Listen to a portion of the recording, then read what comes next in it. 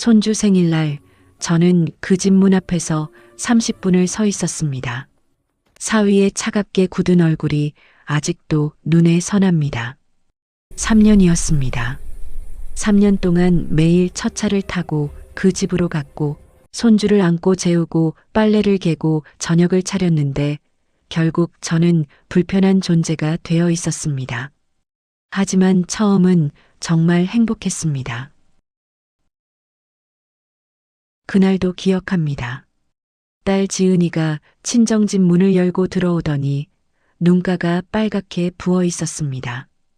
결혼한 지 1년, 아이를 낳은 지 3개월째였습니다. 엄마 나 정말 못하겠어. 애 울고 회사 가야 하고 민수는 야근하고. 엄마 미안한데 애 좀 봐주면 안 돼? 진짜 딱 몇 달만. 그 눈물을 보는 순간 제 가슴이 먼저 아팠습니다. 내가 안 도와주면 누가 도와주겠어. 그래, 엄마가 볼게. 울지 마.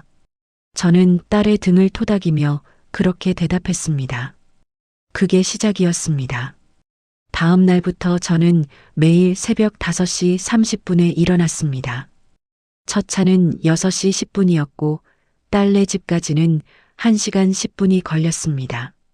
지하철 창밖으로 해가 뜨는 걸 보며 보온병에 담아온 보리차를 한 모금 마시는 게 하루의 시작이었습니다. 괜찮아. 딸이 힘들 때 엄마가 도와주는 게 당연한 거지. 7시 20분 딸네 집 앞에 도착하면 이미 지은이는 정장을 차려입고 현관에서 가방을 메고 있었습니다. 엄마 고마워. 서준이 아까 분유 먹였고 기저귀는 거실 선반에 있어. 나 진짜 늦었어. 다녀올게. 딸은 제 뺨에 빠르게 입맞춤을 하고는 계단을 뛰어내려갔습니다. 거실 한가운데 작은 아기 침대에 손주 서준이가 누워 있었습니다. 통통한 볼, 파르르 떨리는 작은 손. 제가 다가가자 서준이가 눈을 뜨고 저를 보며 방긋 웃었습니다. 아, 이 얼굴, 이 웃음. 서준아, 할미 왔다. 우리 아가 배고프지? 저는 서준이를 조심스럽게 안아 올렸습니다.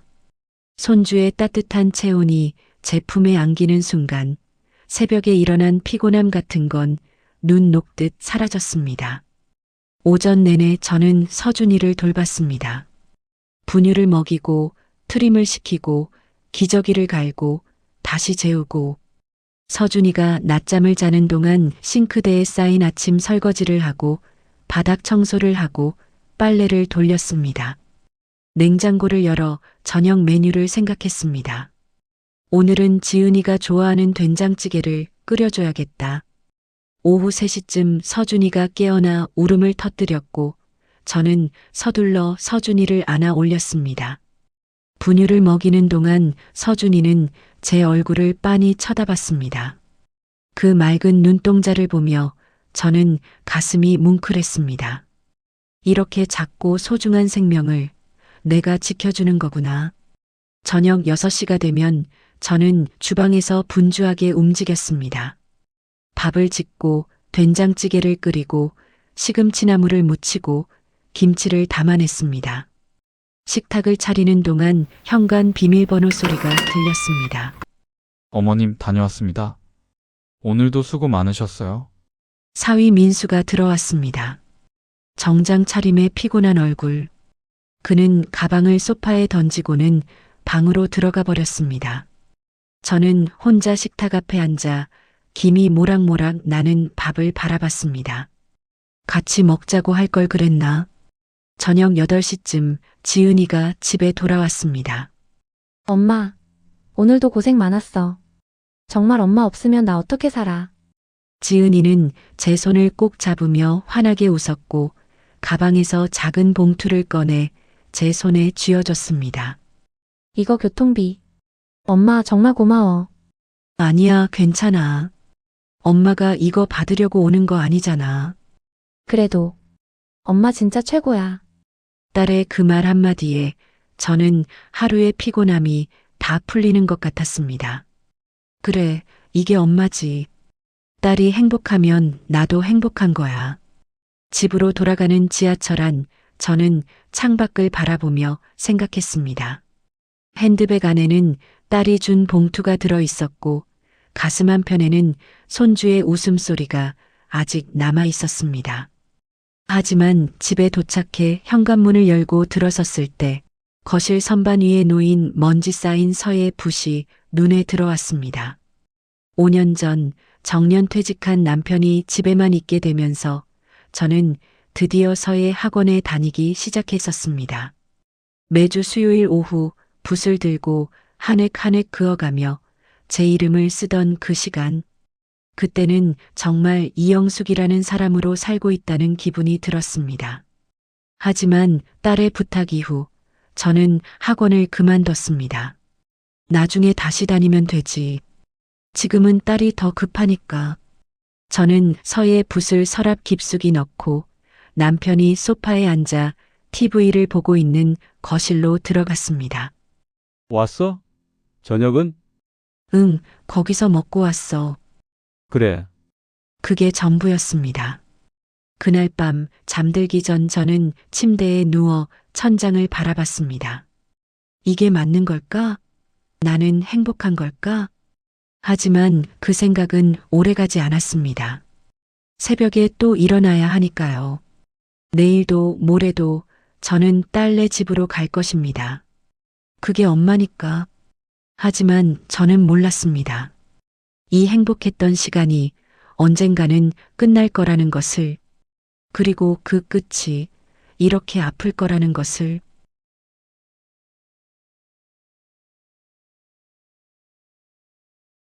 (2년) 반이 흘렀습니다. 딱 몇 달만 일하던 딸의 말은 어느새 습관이 되어버렸고 저는 매일 아침 첫 차를 타고 딸네 집으로 향했습니다. 손주 서준이는 제법 자라서 이제 혼자 걷기 시작했고 할미하고 저를 부르며 제 품에 안겼습니다. 딸은 가끔 엄마 정말 미안해. 조금만 덜하고 말했지만 그 조금이 언제까지인지는 아무도 말하지 않았습니다. 하지만 뭔가 달라지기 시작했습니다. 아주 조금씩 눈에 띄지 않게. 그날도 저는 평소처럼 아침 7시 20분에 딸네 집 문을 열었습니다. 어머님 오셨어요? 사위 민수가 거실에서 넥타이를 매고 있었습니다. 예전에는 어머님 안녕하세요 하며 환하게 웃었는데 요즘은 그냥 고개만 까닥였습니다. 눈도 제대로 마주치지 않았습니다. 응, 지은이는? 아, 벌써 나갔어요? 오늘 중요한 회의 있다고. 민수는 그렇게 말하고는 가방을 들고 현관으로 향했습니다. 그럼 다녀오겠습니다. 문이 닫히는 소리가 평소보다 조금 더 세게 들렸습니다. 저는 거실에 혼자 서서 묘한 기분을 느꼈습니다. 뭐가 달라진 걸까? 내가 뭘 잘못했나? 며칠 후 저는 점심을 먹으려고 냉장고를 열었습니다. 그런데 이상했습니다. 예전엔 딸이 항상 엄마 냉장고에 반찬 있으니까 드세요 하며 챙겨뒀는데 요즘은 냉장고가 텅텅 비어 있었습니다. 김치 한 통, 계란 몇 개.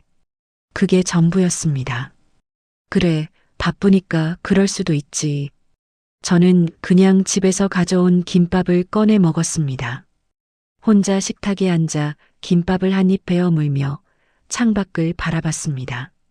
아파트 단지 놀이터에선 다른 할머니들이 손주들과 함께 웃고 있었습니다.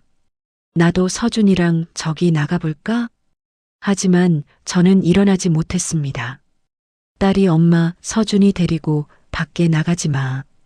요즘 감기 유행이래라고 했거든요. 저녁 6시 저는 평소처럼 저녁을 차렸습니다. 된장찌개, 시금치나물, 계란말이, 김치. 딸이 좋아하는 메뉴들이었습니다. 사위 민수가 퇴근해서 들어왔습니다. 어머님, 짧은 인사 한마디. 그는 가방을 소파에 던지고 식탁을 한번 쳐다보더니 그냥 방으로 들어가 버렸습니다. 저는 식탁 앞에 앉아 김이 나는 밥을 바라봤습니다. 예전엔 와, 오늘 메뉴 좋네요 하던 사람이 10분쯤 지났을까요? 방문이 열리고 민수가 나왔습니다. 그런데 그는 식탁으로 오지 않고 냉장고를 열어 생수를 꺼내 마시더니 다시 방으로 들어갔습니다. 그 순간 제 가슴이 철렁 내려앉았습니다. 내가 한 밥이 싫은 건가? 딸 지은이가 집에 돌아온 건 밤 9시였습니다. 엄마, 미안해. 오늘 회의가 길어져서. 지은이는 피곤한 얼굴로 들어와 가방을 던지고 소파에 털썩 앉았습니다. 밥은 먹었니? 응, 회사에서 먹었어. 엄마는? 응, 먹었어. 근데 지은아, 저는 조심스럽게 말을 꺼냈습니다. 요즘 민수가 좀 피곤해 보이더라. 혹시 회사에서 무슨 일 있니? 지은이는 잠깐 멈칫하더니 핸드폰을 보며 대답했습니다. 아, 요즘 프로젝트 때문에 스트레스 받아서 그래. 신경 쓰지 마, 엄마. 그래. 그럼 됐어. 저는 더 이상 묻지 못했습니다. 하지만 뭔가 이상했습니다. 딸의 대답이 너무 빨랐고 눈을 마주치지 않았습니다. 다음 날 저는 설거지를 하다가 우연히 거실 소파 뒤에 떨어진 종이 한 장을 발견했습니다. 펼쳐보니 민수의 메모였습니다. 육아도우미 알아보기 주 5일 오전 8시 오후 6시. 그 글자를 보는 순간 저는 숨이 턱 막혔습니다. 육아도우미? 그럼 나는? 손이 떨렸습니다. 종이를 다시 소파 뒤에 놓고 저는 주방으로 돌아갔습니다. 설거지하던 손을 멈추고 싱크대 앞에서 한참을 서 있었습니다. 그래, 이제 필요 없어진 거구나. 그날 저녁 저는 딸에게 물어봤습니다. 지은아, 혹시 도우미 알아보고 있니? 지은이의 얼굴이 순간 굳었습니다. 그게. 엄마, 사실은. 지은이는 말끝을 흐렸습니다. 민수가 그러는데 엄마가 매일 오시는 게 좀. 아니, 그게 아니라 엄마도 힘드실 것 같아서. 난 괜찮은데? 엄마, 이제 서준이도 좀 컸고 우리가 알아서 해볼게. 엄마도 엄마 생활 있잖아. 딸은 제 눈을 똑바로 보지 못하고 시선을 피했습니다. 그 순간 저는 알았습니다. 이건 딸의 생각이 아니라는 것을, 사위의 생각이라는 것을. 그래, 알았어. 저는 그렇게 대답하고 가방을 챙겼습니다. 집으로 돌아가는 지하철 안 저는 창밖을 멍하니 바라봤습니다. 핸드백 안에는 오늘 딸이 준 봉투가 없었습니다. 요즘 딸은 봉투도 주지 않았습니다. 당연해진 건가? 내가 하는 모든 게 핸드폰이 울렸습니다. 오래된 친구 순이에게서 온 문자였습니다. 영수가 이번 주 수요일에 등산 가는데 같이 갈래? 오랜만에 보자. 저는 문자를 보고 한참을 망설였습니다. 그날 밤 집에 돌아와 저는 서랍을 열었습니다. 먼지 쌓인 서의 붓이 그대로 있었습니다. 붓을 꺼내 손에 쥐어보니 손에 익지 않았습니다. 2년 반 동안 한 번도 잡지 않았던 붓. 거실에서 남편 창호가 TV를 보며 웃는 소리가 들렸습니다. 저는 붓을 다시 서랍에 넣고 침대에 누웠습니다. 천장을 바라보며 생각했습니다.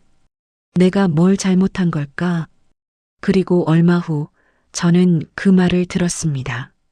문 앞에서 어머님이 너무 자주 오시는 게 저희 입장에선 좀 불편하네요. 오늘은 서준이의 3번째 생일이었습니다. 아침부터 저는 마트에 나가 작은 케이크를 샀습니다. 딸기가 올라간 예쁜 케이크, 서준이가 좋아할 만한 것으로 골랐습니다. 생일인데 케이크 정도는 할머니가 사줘야지. 사실 며칠 전부터 딸에게 연락이 없었습니다. 엄마, 이제 우리가 알아서 할게라고 한 이유로 딸은 전화도 문자도 보내지 않았습니다. 저도 먼저 연락하지 않았습니다. 서운한 건가 아니면 화가 난 건가.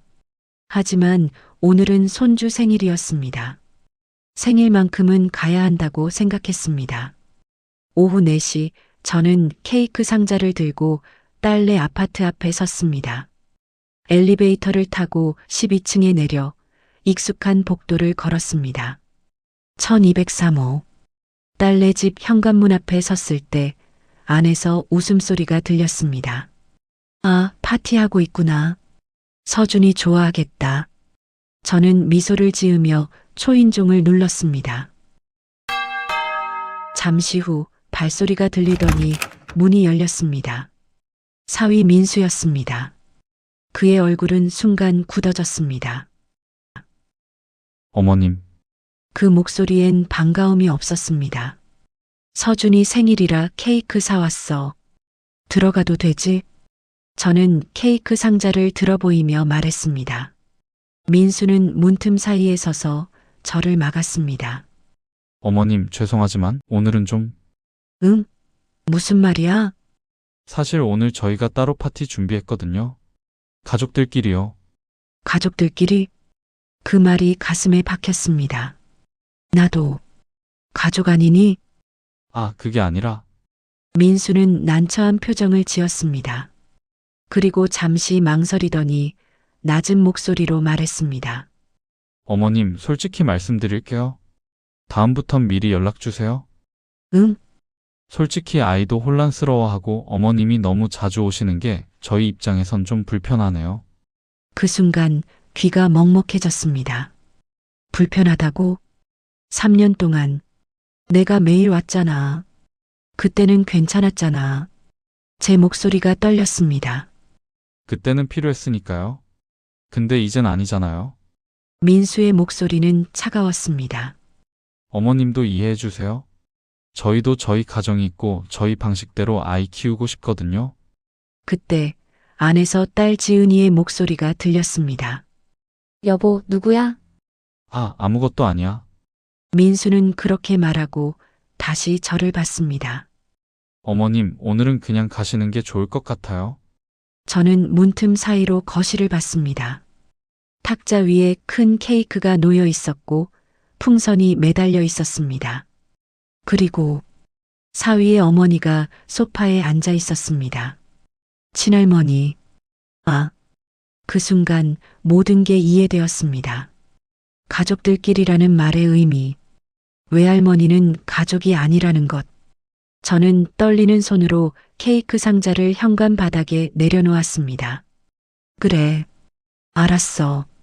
이거 서준이 주고 생일 축하한다고 전해줘. 네, 알겠습니다. 민수는 케이크를 받아들고 문을 닫으려 했습니다. 잠깐, 저는 마지막으로 물었습니다. 지은이는 이거 알아? 민수는 잠시 침묵하더니 대답했습니다. 당연히 알죠. 와이프도 동의했어요. 딸도 알고 있었구나. 문이 닫혔습니다. 저는 그 자리에 서 있었습니다. 복도는 조용했고 형광등 불빛만 차갑게 빛났습니다. 안에서 다시 웃음소리가 들렸습니다. 할머니, 케이크 자르자. 서준이의 목소리였습니다. 하지만 그 할머니는 저를 부르는 게 아니었습니다. 친할머니를 부르는 거였습니다. 저는 한 걸음 한 걸음 복도를 걸었습니다. 엘리베이터 앞까지 갔지만 버튼을 누르지 못했습니다. 그냥 그 자리에 서 있었습니다. 10분, 20분, 30분. 사람들이 지나갔습니다. 누군가 저를 쳐다봤지만 신경 쓰지 않았습니다. 3년이었는데, 매일 첫 차를 탔는데, 손주를 안고 재웠는데, 저녁을 차렸는데, 빨래를 개었는데, 결국 나는 불편한 존재였구나. 핸드백 안에서 핸드폰이 울렸습니다. 친구 순이에게서 온 전화였습니다. 하지만 저는 받지 않았습니다. 그냥 복도 벽에 기댄 채 천장을 바라봤습니다. 형광등이 깜빡였습니다. 얼마나 시간이 흘렀을까요? 저는 엘리베이터 버튼을 눌렀습니다. 1층까지 내려가는 동안 거울에 비친 제 얼굴을 봤습니다. 눈가는 빨갛게 부어 있었고 입술은 바짝 말라 있었습니다. 이게 나구나. 엘리베이터 문이 열렸습니다. 밖으로 나가니 해가 지고 있었습니다. 아파트 단지 놀이터엔 아이들이 뛰어놀고 할머니들이 벤치에 앉아 이야기를 나누고 있었습니다. 저는 그 풍경을 보며 걸었습니다. 집에 도착했을 때 이미 밤이었습니다. 현관문을 열고 들어서니 남편이 소파에 앉아 TV를 보고 있었습니다. 왔어? 딸네 집 갔다 왔어? 응, 서준이 생일 잘 챙겼어? 응. 저는 더 이상 대답하지 않고 방으로 들어갔습니다. 침대에 누워 천장을 바라봤습니다. 눈물이 흘렀습니다. 한참을 그렇게 누워 있다가 저는 일어났습니다.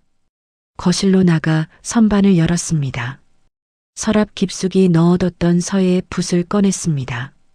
먼지를 털어내고 붓을 손에 쥐었습니다. 이제 뭘 해야 하지? 붓은 무거웠습니다. 3년이 넘도록 잡지 않았던 붓이 이제는 낯설었습니다. 저는 붓을 다시 책상 위에 내려놓고 창밖을 바라봤습니다. 달이 떠 있었습니다. 그날 밤 저는 잠들지 못했습니다. 계속 생각했습니다. 내가 뭘 잘못한 걸까? 너무 자주 간 걸까? 너무 많이 신경 쓴 걸까? 사랑이 잘못된 걸까? 하지만 답은 나오지 않았습니다. 새벽 5시 알람이 울렸습니다. 평소라면 일어나 첫 차를 탈 시간이었습니다. 하지만 저는 알람을 끄고 다시 눈을 감았습니다. 이제 안 가도 되니까. 그런데 이상했습니다. 가슴이 너무 아팠습니다. 일주일 동안 저는 집 밖으로 나가지 않았습니다. 아침에 눈을 떠도 일어날 이유가 없었습니다. 첫 차를 탈 필요도 손주를 돌볼 일도 없었으니까요. 남편 창호는 오늘은 안 가? 하고 물었지만 저는 응, 이제 안 가라고만 답했습니다. 더 이상 묻지 않았습니다. 소파에 앉아 멍하니 TV를 봤습니다. 무슨 내용인지 하나도 기억나지 않았습니다. 핸드폰엔 딸에게서 온 연락이 없었습니다. 저도 먼저 연락하지 않았습니다. 연락할 게 뭐가 있겠어. 이제 필요 없다잖아. 그러던 어느 날 오후 친구 순이에게서 6번째 전화가 왔습니다. 결국 받았습니다. 야, 이영숙. 너 왜 이렇게 연락이 안 돼? 미안해. 좀 몸이 안 좋아서. 무슨 소리야? 너 목소리 들어보니까 마음 아픈 거잖아. 무슨 일 있어? 아무것도 아니야. 거짓말. 당장 나와. 30분 후에 우리 집 앞 카페. 안 나오면 내가 내 집으로 간다. 뚝. 전화가 끊겼습니다. 카페에 도착하니 순이가 벌써 와 있었습니다. 등산복 차림에 환한 얼굴. 왔네. 자, 이제 말해. 무슨 일이야? 저는 천천히 말하기 시작했습니다. 3년 전 딸이 눈물로 부탁하던 날. 딱 몇 달만이라던 말이 3년이 된 이야기. 매일 새벽 첫 차를 타고 딸네 집으로 갔던 이야기. 그리고 손주 생일날 문 앞에서 들은 그 말. 불편하다는 그 한마디. 말을 하는 동안 목소리가 떨렸고 눈물이 흘렀습니다. 순이는 제 손을 꼭 잡고 가만히 들어줬습니다. 그래서 이제 나는 뭘 해야 할지 모르겠어. 순이는 한숨을 길게 내쉬었습니다. 영수가. 너 바보야? 3년 동안 매일 첫 차 타고 가서 애 봐주고 밥 해주고. 그게 내 인생이야? 딸이 부탁하면 다 들어줘야 해? 내 인생은? 내가 좋아하던 서예는? 그건 딸이 힘들어서. 딸도 어른이야. 자기 애는 자기가 키워야지. 순이의 말이 가슴을 찔렀습니다. 나도 비슷한 경험 있어. 내 아들 결혼하고 나도 맨날 가서 도와줬어. 근데 며느리가 어머님 저희가 알아서 할게요라고 하더라. 처음엔 서운했지. 근데 그게 오히려 잘된 거더라. 나도 내 인생 살 수 있게 됐잖아. 영수가 너도 이제 내 인생 살아. 근데 나는 이제 뭘. 서예. 너 서예 엄청 잘했잖아. 다시 시작해. 그날 이후 순이는 매일 저에게 전화했습니다. 처음엔 거절했지만 결국 저는 순이의 손에 이끌려 밖으로 나갔습니다. 토요일 아침 순이와 함께 산에 올랐습니다. 산길을 오르는 동안 숨이 찼습니다. 중간쯤 쉬어가는 정자에서 순이가 물을 건넸습니다. 어때? 힘들어? 응, 좀. 그래도 괜찮지? 공기 좋고. 저는 주변을 둘러봤습니다. 나무 사이로 햇살이 들어오고 새소리가 들렸습니다. 이런 걸 본 게 얼마만이지? 3년 동안 저는 지하철과 딸네 집과 집, 그 사이만 오갔습니다. 정상에 올랐을 때 저는 숨을 헐떡이며 벤치에 주저앉았습니다. 와, 힘들다. 그치? 근데 저기 봐. 순이가 앞을 가리켰습니다. 저는 고개를 들었습니다. 정상에서 바라본 풍경, 산 아래로 펼쳐진 도시, 멀리 보이는 강, 구름 사이로 비치는 햇살. 예쁘지? 응. 저는 그 풍경을 바라보며 오랜만에 깊게 숨을 들이쉬었습니다. 이런 게 있었구나. 영수가. 너 아직 늦지 않았어. 순이가 조용히 말했습니다. 뭐가? 내 인생 사는 거. 아직 58살이잖아. 앞으로 30년은 더 살 건데 그 시간을 또 누구 인생 살면서 보낼 거야? 딸은 딸 인생 살고 있어. 근데 넌? 이영숙은 언제 이영숙 인생 살 거야? 그 말이 가슴 깊이 박혔습니다. 이영숙의 인생. 저는 언제 제 이름으로 살았던가요? 결혼하고 나선 누구 엄마, 누구 아내, 누구 할머니로만 살았습니다. 산을 내려오는 길, 순이가 말했습니다. 다음 주 수요일 서예 학원 같이 가자. 순이야, 나 이제 손도 안 가는데. 3년이나 안 했는데. 그래서 배우는 거지.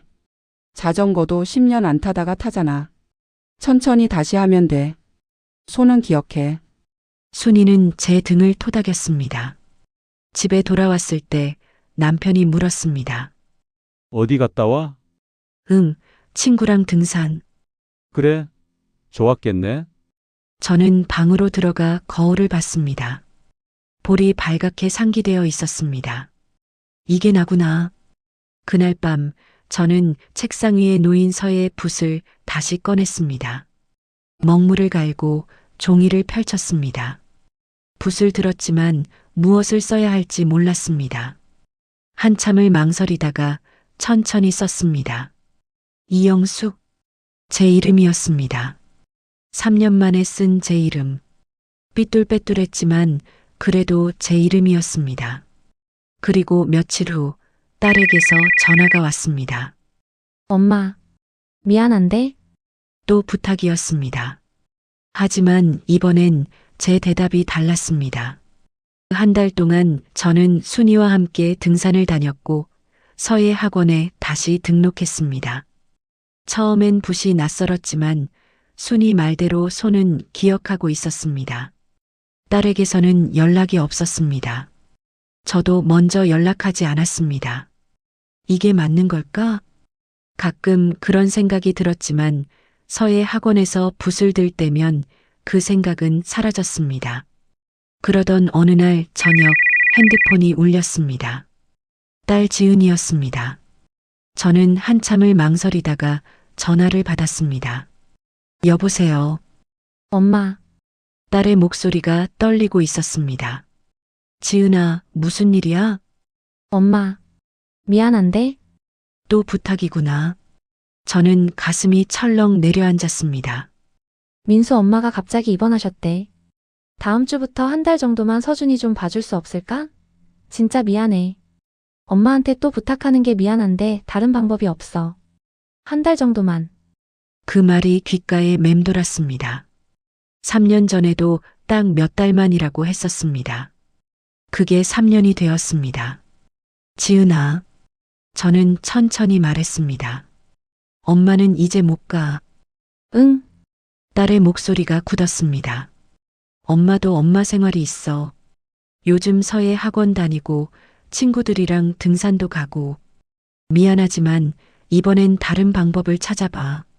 엄마. 진짜 한 달만이야. 한 달만 도와주면 안 돼? 지은아, 3년 전에도 그렇게 말했잖아. 딱 몇 달만이라고. 근데 그게 3년이 됐어. 그건. 그래도 그때랑 지금은 달라. 진짜 이번엔 한 달만. 안 돼. 제 목소리는 단호했습니다. 엄마, 나 진짜 힘들어. 회사도 바쁘고 애는 울고 민수는 도와주지도 않고. 엄마밖에 없어. 도우미 알아봐. 요즘 좋은 데 많다더라. 엄마가 그렇게까지 나올 거야?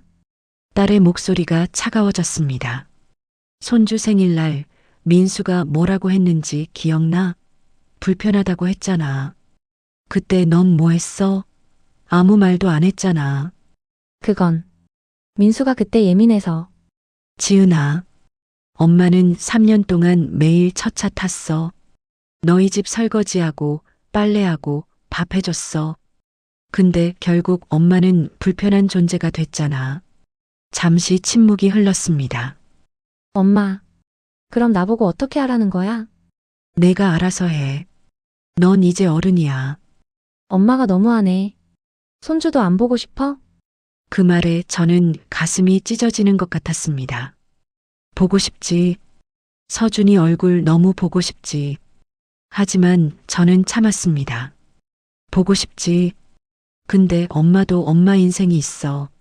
지은아, 미안해. 알았어. 그럼 됐어. 뚝. 딸이 먼저 전화를 끊었습니다. 저는 핸드폰을 내려놓고 한참을 멍하니 앉아 있었습니다. 내가 잘한 걸까? 가슴이 아팠습니다. 딸의 차가운 목소리가 귓가에 맴돌았습니다. 하지만 동시에 뭔가 후련한 기분도 들었습니다. 나는 이제 내 인생을 사는 거야. 다음 날 저는 순이에게 전화해서 어제 있었던 일을 말했습니다. 영수가 잘했어. 진짜 잘했어. 순이가 말했습니다. 근데 딸이 너무 화가 난 것 같아. 화낼 수도 있지. 근데 있잖아, 그게 지나가면 딸도 이해할 거야. 지금은 당장 급하니까 화가 나는 거지. 그럴까? 응. 걱정 마. 시간이 지나면 다 괜찮아질 거야. 순이의 말이 위로가 되었습니다. 그로부터 2주가 지났습니다. 딸에게서는 연락이 없었습니다. 저도 먼저 연락하지 않았습니다. 그러던 어느 날 밤 11시 핸드폰이 울렸습니다. 또 딸이었습니다. 여보세요. 엄마. 딸의 목소리가 울먹이고 있었습니다. 지은아, 무슨 일이야? 엄마. 나 정말 못하겠어. 도우미도 구했는데 서준이가 낯을 가려서 계속 울고.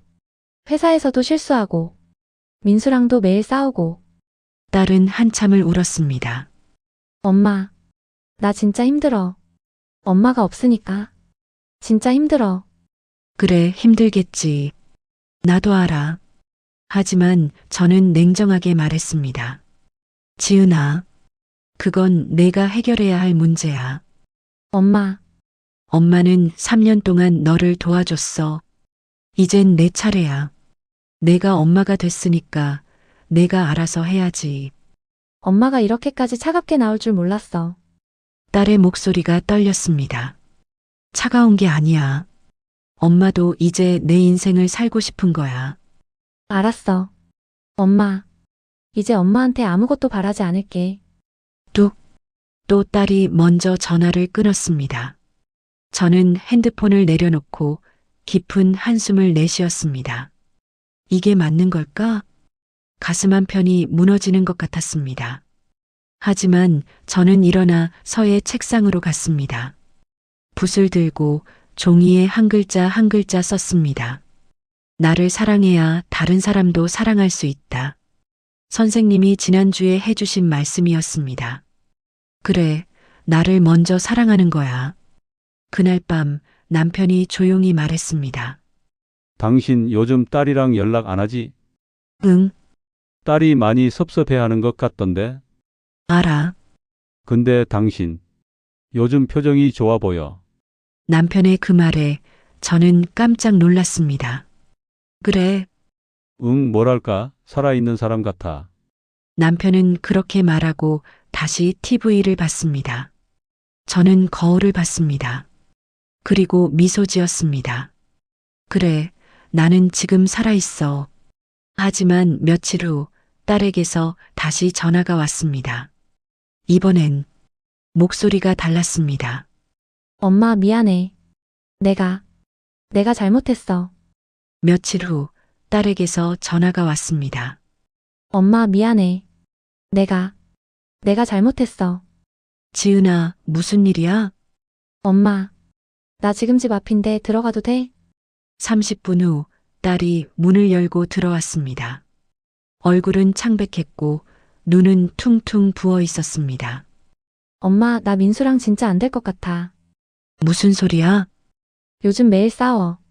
내가 애 돌보고 집안일하고 회사 가는 게 힘들다고 하니까 민수는 그럼 내가 뭐 해줬으면 좋겠냐고만 물어. 근데 내가 뭐라고 하면 나도 힘들다고만 해. 딸은 한참을 울었습니다. 그리고 민수가 장모님이 왜 안 와주시냐고. 장모님만 와주시면 해결될 텐데라고 그러더라. 제 가슴에 화가 치밀었습니다. 그래서 뭐라고 했어? 나도 화가 나서 소리 질렀어. 엄마는 엄마 인생이 있어. 우리 애는 우리가 키워야지라고. 근데 민수가 그럼 이혼하자고 했어. 그 순간 저는 숨이 턱 막혔습니다. 지은아, 엄마, 나 정말 어떻게 해야 할지 모르겠어. 민수는 요즘 집에도 안 들어와. 딸은 제 품에 안겨 한참을 울었습니다. 저는 딸의 등을 토닥이며 말했습니다. 진정해. 일단 진정하고 얘기해보자. 엄마, 내가 잘못한 거야? 내가 엄마한테 너무 많이 의지한 거야? 지은아, 내 잘못 아니야. 근데 민수는 계속 엄마 얘기만 해. 저는 딸을 바라봤습니다. 지은아, 민수한테 물어봐. 민수는 서준이 아빠인데 왜 엄마만 찾냐고. 왜 자기는 안 도와주냐고. 물어봤어. 근데 민수는 나도 회사 다니는데 어떻게 하냐고만 해. 너도 회사 다니잖아. 그렇게 말했어. 근데 민수는 그냥 화만 내. 그날 밤 딸은 친정집에서 잤습니다. 저는 딸이 잠든 방문을 열고 조용히 들어가 딸의 얼굴을 봤습니다. 자는 얼굴에도 눈물 자국이 남아 있었습니다. 내 딸, 가슴이 아팠습니다. 하지만 동시에 생각했습니다. 내가 계속 도와줬으면 이런 일이 없었을까? 아니었습니다. 제가 계속 도와줬다면 이 문제는 수면 아래 가라앉아 있다가 언젠가 더 크게 터졌을 것입니다. 다음 날 아침 딸이 일어났습니다. 엄마, 나 오늘 회사 쉬기로 했어. 그래, 푹 쉬어. 엄마, 나 이제 어떻게 해야 해? 저는 딸과 마주 앉았습니다. 지은아, 엄마가 할 수 있는 말은 하나야. 너희 부부 문제는 너희가 해결해야 해. 같이 상담 받아봐. 부부 상담. 상담. 민수가 싫어할 것 같은데. 싫어해도 해야지. 아니면 정말 이혼할 거야? 딸은 고개를 저었습니다. 이혼은 싫어. 서준이도 있고. 그럼 싸워. 민수한테 내 마음 제대로 말해. 엄마 없이 너희가 해결하는 거야.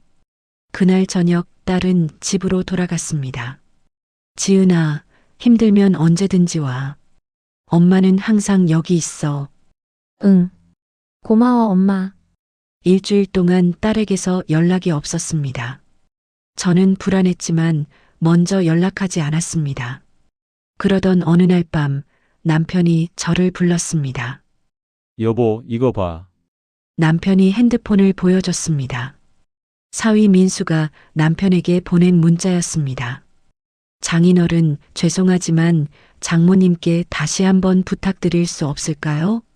지은이가 너무 힘들어합니다. 저는 그 문자를 보고 화가 치밀었습니다. 이 사람이 아직도 여보, 어떻게 할 거야? 아무것도 안 할 거야. 그 사람들이 알아서 해야지. 근데 딸이 진짜 힘들어하는 것 같은데? 당신도 민수 편 들 거야? 당신은 지난 3년 동안 내가 어떻게 살았는지 알아? 매일 새벽에 일어나서 첫 차 타고. 당신은 뭐 했어? 남편은 아무 말도 하지 못했습니다. 이제 나는 나대로 살 거야. 딸도 사위도 당신도 내 인생에 간섭하지 마.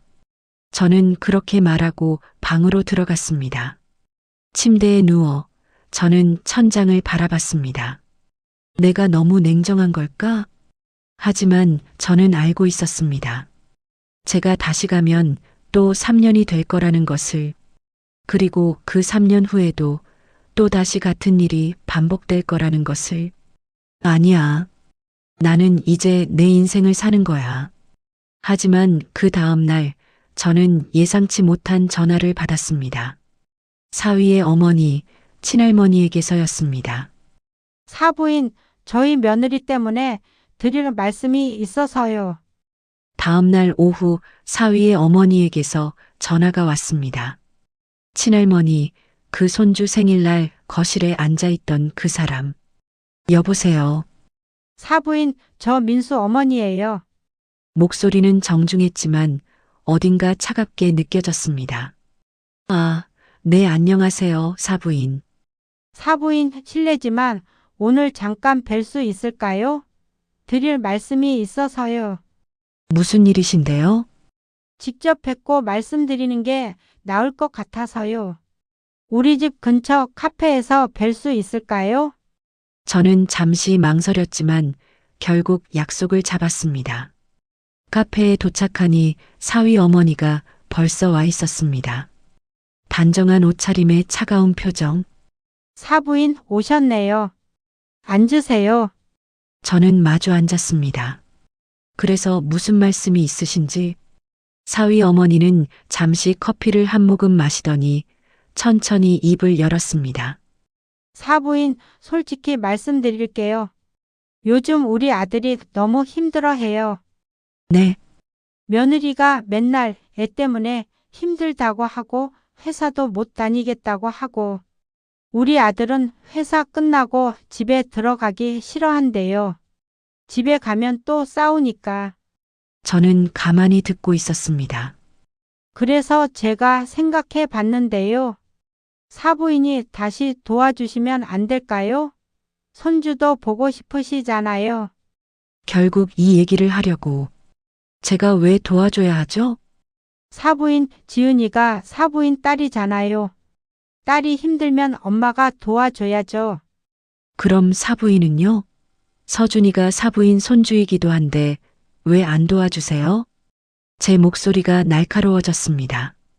사위 어머니의 얼굴이 굳었습니다. 저는 제 사정이 있어서요. 건강도 안 좋고. 저도 마찬가지예요. 저도 제 사정이 있어요. 하지만 사부인은 3년 동안 도와주셨잖아요. 그럼 이제 와서 왜 안 도와주시는 거예요? 3년이면 충분하지 않나요? 이젠 부부가 알아서 해야죠. 사위 어머니가 한숨을 쉬었습니다. 사부인, 솔직히 말씀드릴게요. 요즘 우리 아들이 이혼 얘기까지 하더라고요. 그건 저희 딸한테도 들었어요. 그럼 아시잖아요. 얼마나 심각한 상황인지. 사부인이 조금만 도와주시면 이 문제가 해결될 텐데. 아니에요. 저는 단호하게 말했습니다. 제가 도와준다고 해서 문제가 해결되는 게 아니에요. 그건 근본적인 해결책이 아니에요. 그럼 사부인은 딸이 이혼해도 상관없으시다는 거예요? 상관 있죠. 하지만 그건 딸 부부가 해결할 문제예요. 제가 개입할 문제가 아니고요. 사위 어머니의 얼굴이 차갑게 변했습니다. 사부인, 정말 그렇게 나오시는 거예요? 네. 잠시 침묵이 흘렀습니다. 알겠어요.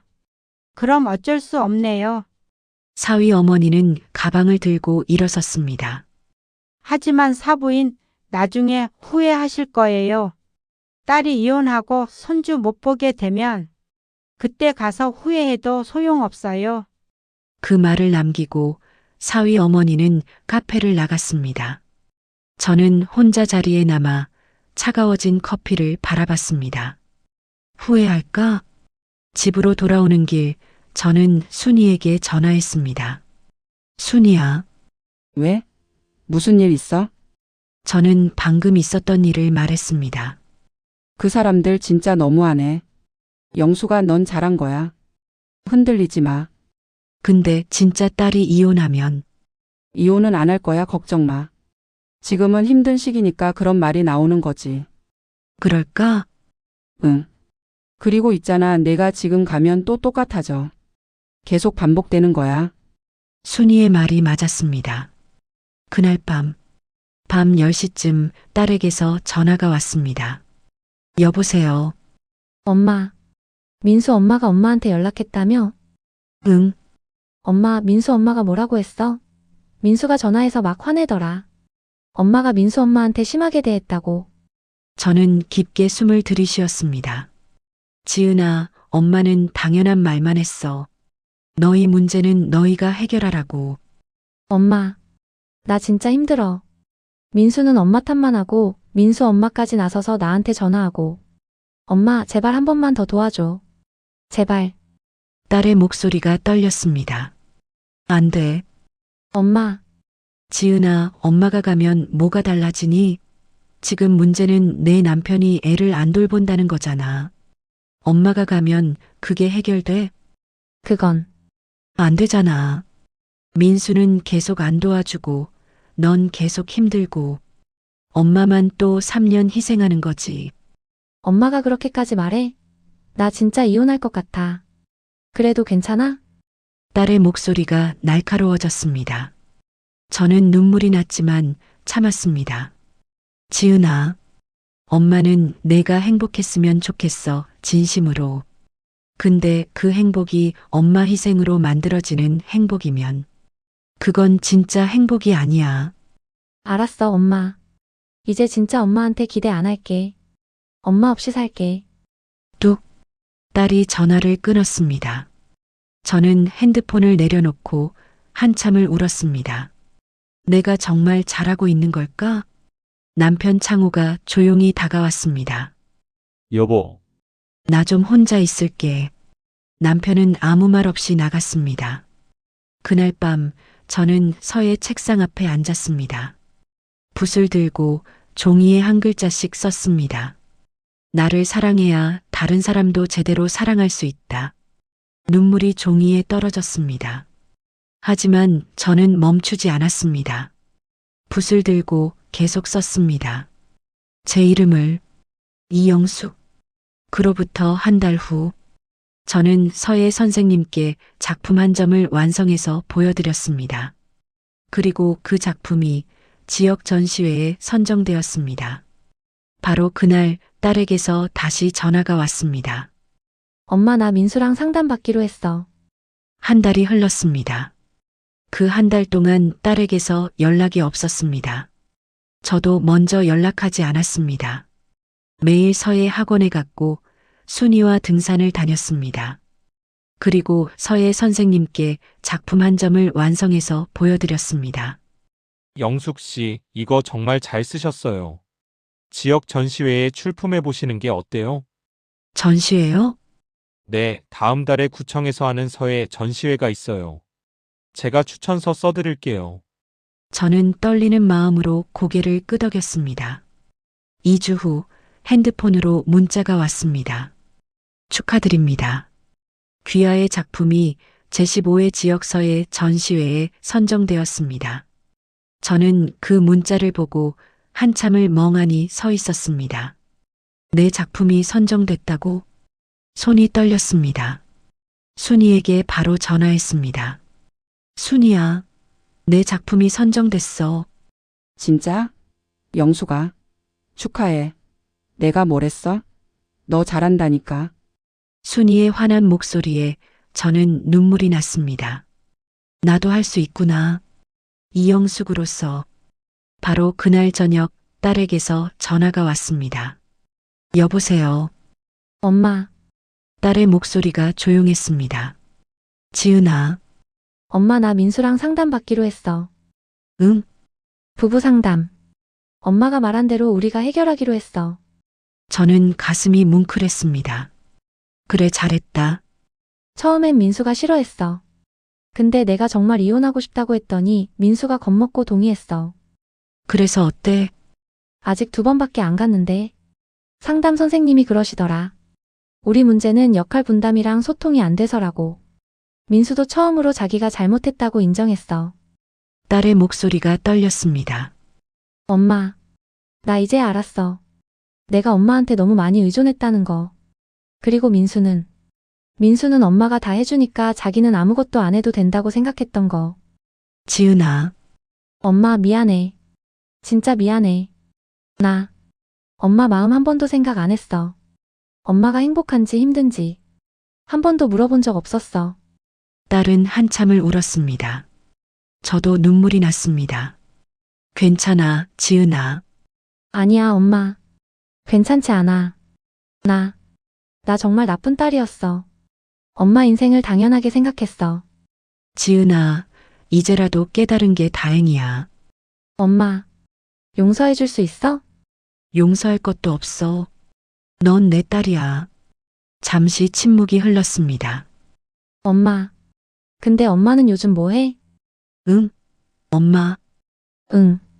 엄마도 엄마 생활 있다고 했잖아. 뭐 하고 지내? 저는 미소 지었습니다. 서예해. 요즘 서예 학원 다니고 있어. 서해? 아, 예전에 하시던 거? 응. 3년 만에 다시 시작했어. 그리고 있잖아. 다음 달에 구청에서 전시회 하는데 엄마 작품이 선정됐어. 진짜? 엄마, 대박. 축하해. 딸의 목소리가 환해졌습니다. 그래, 고마워. 엄마, 나 전시회 가도 돼? 엄마 작품 보고 싶어. 그래 와. 전시회 날이 밝았습니다. 저는 새로 산 옷을 입고 구청 전시관으로 갔습니다.